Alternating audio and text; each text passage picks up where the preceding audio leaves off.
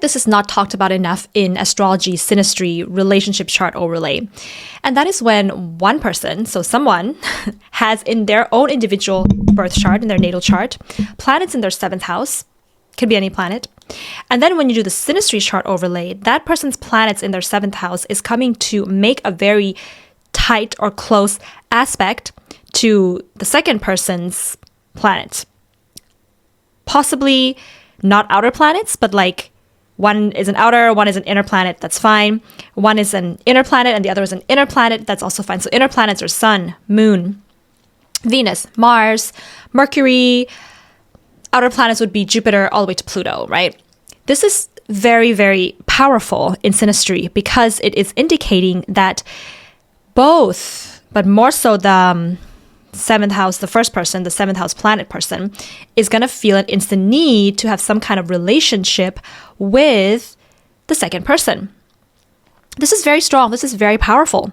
So, for example, if person one has, let's say, Moon in the seventh house, and then when you do the synastry chart overlay, that person one's Moon is now coming to an opposition with person two's Uranus.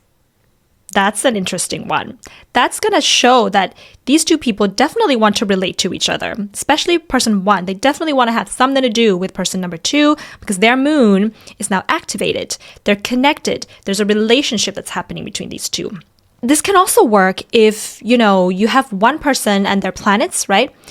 Let's say person one has planets that fall into person two's seventh house, and that planet is then making very tight aspect to person two's other planets. For example, let's say person one has their sun in person number two's seventh house. Their sun falls into person number two's seventh house.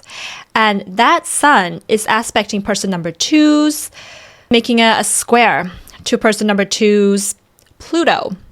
Okay, tight square to Pluto. This is not the most positive that you can have in synastry. This is going to bring a lot of challenges and transformation, but there's going to be a compulsion to have to be relating to each other. Comment below if this is something that's existing in your synastry with another person and how you see it playing out and how it's been happening.